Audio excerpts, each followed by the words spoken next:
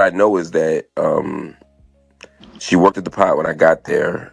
She's not there anymore, and I don't know anything else about what happened. And I haven't asked her. I've spoken to her, but I haven't asked her. I mean, you can't. It's like me saying, like, I mean, like, I don't know the answer. So if you like to frame someone not knowing an answer as if they're being like cagey or avoidant is unfair. I don't know the answer to your question. So if you could ask me 10 times, like, he's still saying he don't know, because I still don't know. I wish I did know. Will you tell us if you did? Yeah. What I would tell you is I know, but it's not my business to tell. That's what I would say to you. Kind of speaks to Mark's point earlier about like how they don't really communicate with each other about certain things. I didn't say that. You implied it. No, I didn't. No, you said that certain pod business doesn't get discussed. Like you don't know certain things. Like everybody's not aware. I didn't say that at all. You implied it. I didn't. What did I say that implied that? When Absurd asked you about what did you know about Melissa, you said if I knew I would tell y'all, and if I didn't know, you wouldn't know. So like, oh, it never was told to you. She doesn't work there though. Oh, how does that imply that I don't communicate with people I work with? I said I didn't talk to someone who stopped working there. That it was never discussed why she wasn't there. With her. This guy's I've never spoken to her about it. Glowy. Because she doesn't work there. That doesn't imply that I don't talk to people I work with. About why she's not there. I don't talk to someone who doesn't work there about why they no longer work there. That is not an implication that I don't talk to people who I do work with. Let me make it even less clear so that it doesn't have to be an abstract argument. I do communicate with people I work with. I don't communicate with people who I don't work with about why they don't work there. It's just not something I choose to do. Okay, I do communicate with people who work there.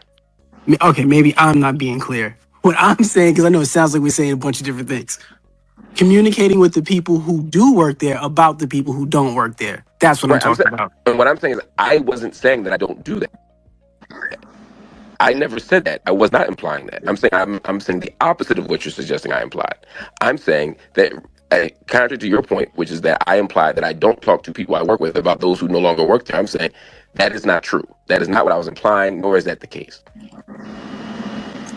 So when Absurd asks to tell us what you do know, and you say you don't know, that is to say that I communicated with them, and after communicating with them, I don't have an answer. But it doesn't mean I didn't communicate with them. For example, if I asked you right now, who won the game tonight, right? And you say, I don't know. Who am I talking to, by the way? Just so I'm clear. It's Evan. Evan. So if and Danny says, did you talk to Evan about who won the game? And I say, yeah, he ain't know. That is, he can't then say, Mark didn't talk to Evan about who won the game. Yeah, I talked to Evan about who won the game, but I don't know the answer after talking to Evan.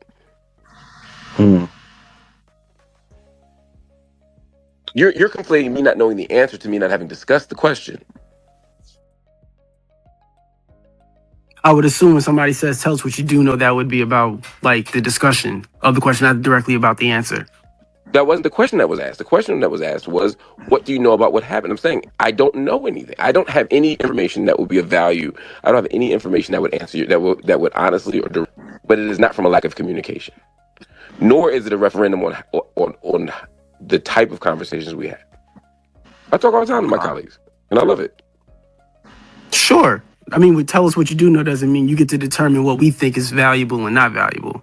What I'm saying is I don't know anything. So if I were to say to you, of substance, maybe let me use a different word, substance, meaning if I said to you, who won the game? And you said to me, well, two teams played and they both scored buckets. One had more than the other. Technically, you did give me information, but nothing that would substantively answer the question of who won. I'm saying to you, analogously, that is the type of information I have. Again, I communicated, but I don't have anything that is reasonably substantive toward answering your question. I hear what you're saying. I guess the point would be maybe we need to be more specific about not being substantive, but even things suggestive. And I'm saying I don't have anything suggestive. You're speaking as if this is an abstract, hypothetical, like philosophical, logical argument. I'm saying I'm telling you as someone who was there, I don't know. If I knew, I would tell you, or I would say I know but can't tell you. But I honestly, sincerely, on the lives of my children, don't know the answer. I'm sorry I asked to say what you did know. And I'm saying I don't about know the anything. situation. About the situation. You act as if I'm being cagey. You're asking me what I do know. I'm saying I don't know anything. That is not me avoiding the question. I'm saying I don't know anything. If I knew something, I would either tell you or say that I know but cannot tell you. But I don't know anything. Mark doesn't know. Marc Lamont Hill. Marc Lamont Hill once again sidesteps, evades, and flat-out maneuvers around the Melyssa Ford question. This happened on a fairly recent Spaces conversation, so this isn't ancient history, even though it connects back to an older topic that still sparks curiosity. The discussion centers on what really went down with Melyssa Ford during her final stretch at the Joe Budden podcast. Toward the end, she genuinely seemed exhausted and frustrated, like she had reached the limit of trying to make everything function smoothly. From the outside, it was never clear what was happening behind the scenes. One week, she'd appear on a few episodes, then suddenly she'd vanish without much explanation. That pattern made it feel like she was constantly being suspended, told to stay home, or instructed not to show up. Because of that inconsistency, the exact details of what occurred remain murky. That said, the strongest theory I've landed on, and the one that best explains the situation, is tied to Joe Budden hiring Mona. Once that decision was made, it's very possible Joe Budden informed Melyssa Ford directly. From there, she may have decided to get ahead of whatever was coming next. Whether it was a calculated move or an emotional one is still debatable. It's also possible she genuinely felt that her mental health had hit a low point due to the stress of being involved with the Joe Budden podcast. In that scenario, leaving wasn't strategic as much as it was necessary for her well-being. Either way, she chose to step away before any public demotion could happen. Think about what we later saw with Queen's Flip. He isn't present on every episode, and his role shifted in a very visible way. Melyssa Ford may have wanted to avoid that type of public repositioning altogether. By exiting early, she could preempt that kind of decision and maintain some control over her narrative. To me, that explanation lines up the cleanest and feels like the most realistic outcome. Of course, there were other theories floating around, including talk of a lawsuit. That's something I even explored on my own channel. However, after looking deeper, I don't think legal action was the main issue.